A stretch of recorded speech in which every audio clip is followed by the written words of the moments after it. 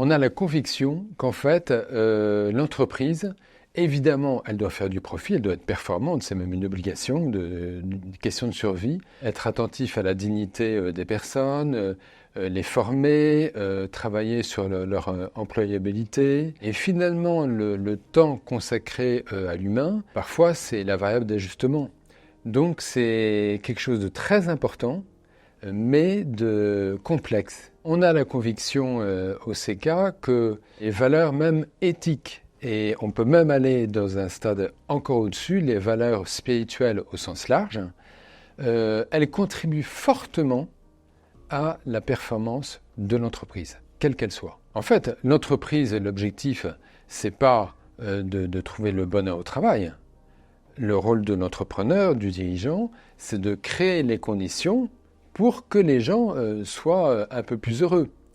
Et ça passe par le collectif, ils l'ont très bien dit ce matin. Plus personne ne rêve à l'idée de faire 5% de marge nette supplémentaire. Par contre, si on a un projet stimulant, un projet, si possible, de l'ordre du bien commun, eh bien ça, c'est stimulant. Et ce qui est intéressant, c'est qu'on a pu voir donc, sur 20 ans que bien l'entreprise quand même a évolué.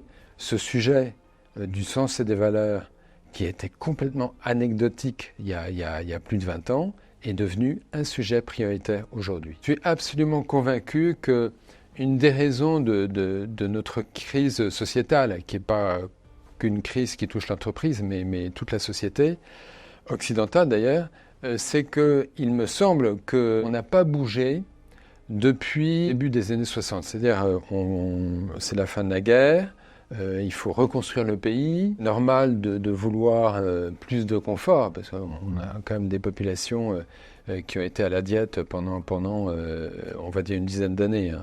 Ça ne s'est pas fait du jour au lendemain. Par contre, on n'est pas du tout sorti de cette injonction très matérialiste.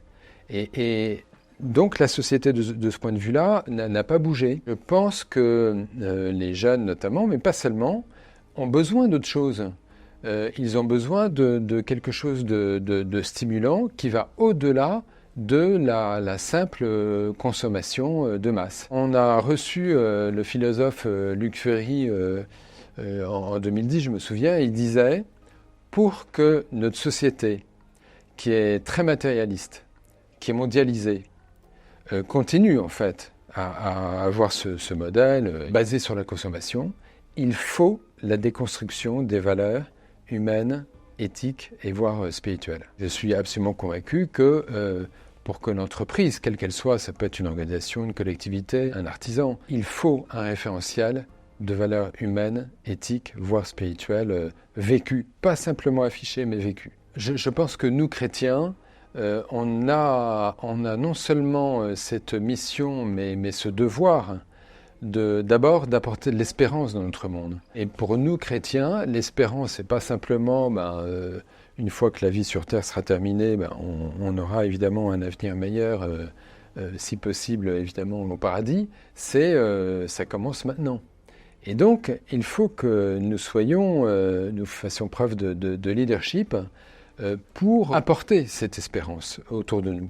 Et j'ai l'impression, avoir fait intervenir au cours des 20 dernières années plusieurs fois des témoins de foi, je pense que les gens qui sont athées ou qui n'ont pas cette chance de croire sont très intéressés, contrairement à ce qu'on croit souvent, par ces témoignages. Comme aujourd'hui, il y a très peu de culture religieuse, je parle en tout cas de l'Occident, eh bien, quand vous avez quelqu'un qui apporte une parole de culture, de foi, et cette parole est d'espérance, eh bien, ils sont très à l'écoute. J'ai eu aussi envie, l'an dernier, de décrire les meilleures histoires de ces universités, et le livre s'appelle « Acteurs d'un monde meilleur ».